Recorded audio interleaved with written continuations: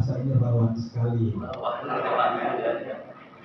Tapi kita tetap bersyukur karena memang di tengah kondisi itu Allah masih beri kesempatan kita untuk bermuajahah, berinteraksi, setidaknya untuk bersama-sama menyampaikan dan saling berbagi untuk dapat meningkatkan kualitas dan kapasitas diri. Salawat dan salam mudah-mudahan senantiasa tercurah kepada Rasulullah SAW. Kita mohonkan kepada Allah semoga kita menjadi umat Nabi Muhammad yang istiqomah untuk beriktibar pada ajaran beliau hingga akhir hayat kita kelak. Bapak Ketua, Pembantu Ketua, serta Bapak Ibu dosen yang saya hormati. Tentu yang pertama kami ingin memberikan apresiasi dan penghargaan setinggi-tingginya kepada segenap sivitas akademika STAI Bumi Selampari, di mana kehadiran kami di Lubuk Linggau, terutama di kampus tercinta ini, saya tidak tahu istilahnya disebut kampus hijau, kampus kuning, atau kampus apa ya? Kampus hijau. Kampus Ya, hijau. kampus hijau ya, tapi hijaunya bukan hijau daun. Bukan hijau daun ya. Hijau bocah. Kira-kira hijau Tosca ya. Saya tahu yang hijau. Kenapa kami memberikan apresiasi? Karena ternyata silaturahim kita selama ini terus terjaga. Dan tentunya kita berharap bahwa silaturahim ini tidak hanya membawa keberkahan, kebermanfaatan antara kedua belah pihak di dalam proses akademik, tetapi lebih dari itu, mudah-mudahan silaturahim ini membawa keberkahan kepada individu kita masing-masing, baik semasa hidup kita di dunia maupun nanti ketika Allah sudah memanggil kita. Karena bagaimanapun kami menyadari bahwa kehadiran kami tentu banyak sekali melibatkan berbagai pihak dan tentu sangat atau sedikit melibatkan. Karena itu kami mohon maaf kalau kemudian kedatangannya atau kehadiran kami tidak tepat waktu, atau juga ini banyak kendak. Kalau kata buku itu banyak kendak. Sudah disurati hari Selasa, masih minta juga undur hari Rabu. Makanya saya bilang kemarin dengan Pak Iwan, mohon bantu Pak Iwan komunikasikan, karena secara resmi sudah diinformasikan hari Selasa jam 14. Tetapi karena saya dan Pak Ismail waktunya tidak pas, mestinya hadir 4 orang. Ada Ibu Desi dan Ibu Zulifah, tetapi beliau berdua berhalangan. Saya hampir berhalangan, Pak Ismail saya kasihan ninggalin sendiri. Jadi ya sudah, yuk kita berangkat berdua. Karena itu izin Pak Ketua, setelah ini kami langsung balik. Ya, jadi itu yang pertama. Yang kedua, tentu kami punya niat dalam rangka membangun silaturahim ini tidak hanya sebatas kata, tetapi bagaimana kemudian ditindaklanjuti dalam bentuk aktivitas akademik tentunya, yang kami hadir di sini dalam rangka menyampaikan informasi terkait dengan penerimaan mahasiswa baru pada program Pascasarjana UIN Fatmawati Soekarno Bengkulu. Yang alhamdulillah kemarin atau 2 hari yang lalu Pak Iwan Ramadan menginformasikan ke saya, ketuanya sudah daftar itu Pak Kolbi. Saya bilang kalau ketua sudah daftar udah beres itu. Tinggal nanti bagaimana ketua menginformasikan kepada teman-temannya. Cuma kita harus datang, oke kalau begitu. Nah itulah kami perlu menyampaikan secara detail berdasarkan form yang sudah kami sampaikan, bahwa ada 2 program studi untuk strata 3 dan ada kurang lebih 7 program studi yang insya Allah nyusul 1 lagi bahasa Inggris yang sedang proses, itu untuk studi program strata 2. Jadi untuk pendidikan agama Islam, saya kira ini perlu juga sebenarnya testimoni salah satu alumni yang tidak hadir di sini. Saya nggak tahu kenapa tidak hadir, Pak Dr. Muhammad Akib. Beliau adalah alumni program Doktor Pendidikan Agama Islam. Yang kedua, kalau mau tahu prosesnya yang saat ini berlangsung biar tidak out of date, tanya dengan Ibu Yesi. Saya bilang dengan Ibu Yesi dalam perkuliahan, kalau serius 2026 akhir selesai. Ya, karena prosesnya dalam hitungan kami, beliau sudah di semester 3. Semester 3 sampai bulan Desember. Semester 4 itu sampai bulan Juli 2026. Jadi selesai itu kurang lebih 2 semester lagi. Semester 3 ini 1 mata kuliah lagi, kemudian kolokium dan sudah musim disertasi. Jadi kalau mau tahu proses begitu, cuma hanya saja saya bilang dengan Pak Iwan, saya mau mengatakan secara detail, real dan ada saksi fakta. Bahwa ketika ngomong itu berdasarkan data, ketika bicara peristiwa ada saksi fakta. Saksi itu adalah orang yang mengalami langsung, salah satunya. Jadi S3 program studi PAI itu sudah berdiri kurang lebih 8 tahun. Dan saya sudah 8 tahun juga memimpin program studi tersebut. Alhamdulillah sudah 109 orang alumni doktor.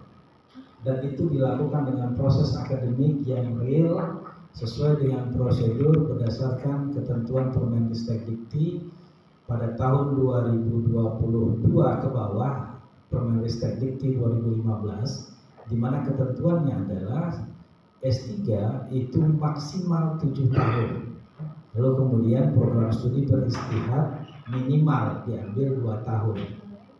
Jadi makanya sampai tahun 2022 alumni S3 PAI UIN Bengkulu ada yang tamat 2 tahun.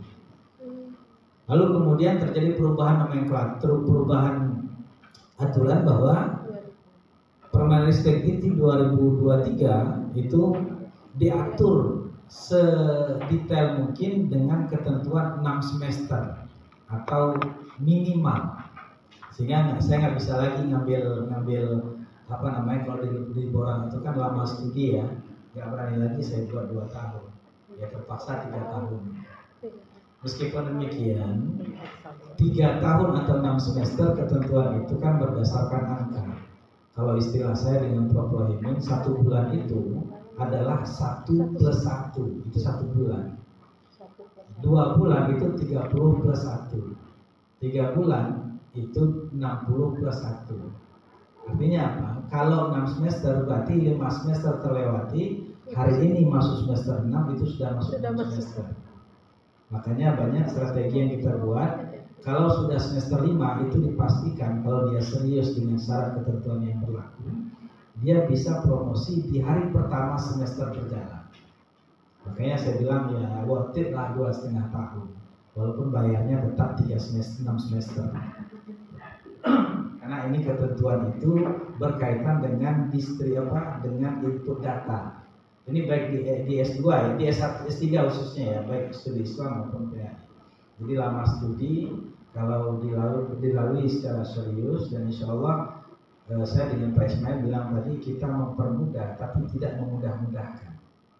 Mungkin silakan pengalaman senior yang sudah masuk ditanya.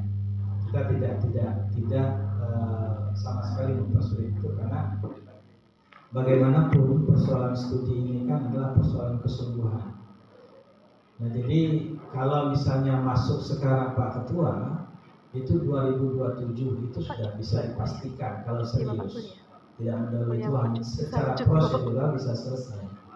Jadi mulai awal bulan Juli 2027 itu sudah boleh dipasang doktor CAD, CAMD.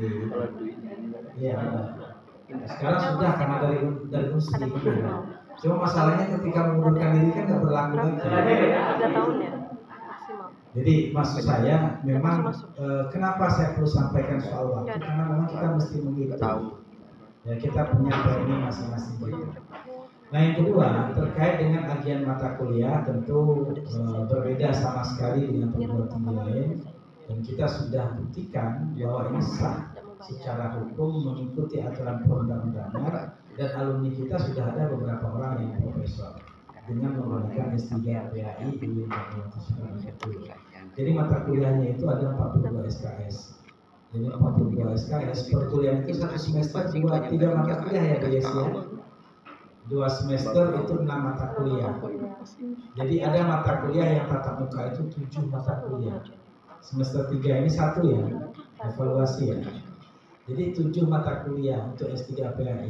Berbeda dengan studi Islam, mungkin nanti Pak Aminuddin bisa mengikutinya bahwa ada mata kuliah yang memang ajian konsentrasi karena terkait konsentrasi.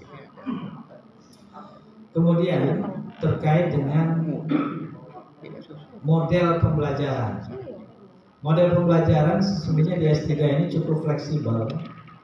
Bahkan tadi saya bilang kalau sekiranya di Lubuk Linggau ini ada 8 orang yang ambil satu program studi secara bersama-sama, kita nggak usah ke Bengkulu, nggak apa-apa. Cuma pendaftarannya wajib online ya, nggak bisa titip ke saya, titip kemana nggak bisa. Wajib online, nanti administrasinya dibayar secara online, secara langsung oleh yang bersangkutan. Sehingga dalam hitungan kita, kalau ada misalnya teman, saudara, famili atau kerabat yang dari Musirawas, kemudian dari Surulangun atau dari Sarolangun sekalipun mau kuliah S3 di UIN Fatmawati Soekarno, satu program studi sudah cukup 8-10 orang, ya kita bisa kuliah menyelenggarakannya di Stayalumi Silangkari. Ya, jadi kalau memenuhi kota itu. Tadi beberapa orang di Al-Azhar ya, di Al-Azhar itu ada sudah dipastikan ada 6 orang atau 4 orang. Tinggal nambah dari sini misalnya 2 orang atau 4 orang, ya sudah kita proses perkuliahan S3. Nah itu untuk satu prodi PAI S3 satu kelas, prodi studi Islam satu kelas. Ada pertanyaan tadi. Studi Islam ini ada beberapa konsentrasi. Jadi yang pertama itu adalah konsentrasi syariah dan hukum. Makanya Pak Ketua nanti mungkin karena konsentrasinya hukum, dia akan konsen ke konsentrasi hukum. Mata kuliah ajihan, penjurusan dan konsentrasian dan juga disertasi harus mengarah ke ilmu hukum. Nah ada yang konsentrasi kedua berdasarkan pedoman akademik itu adalah manajemen dan ekonomi Islam. Jadi yang teman-teman manajemen ekonomi atau bisnis atau perbankan saya kira relevan dengan konsentrasi. Kemudian yang ketiga itu dakwah dan komunikasi. Dakwah dan komunikasi itu termasuk teman-teman alumni S2 FISIP saya kira masuk juga di sini.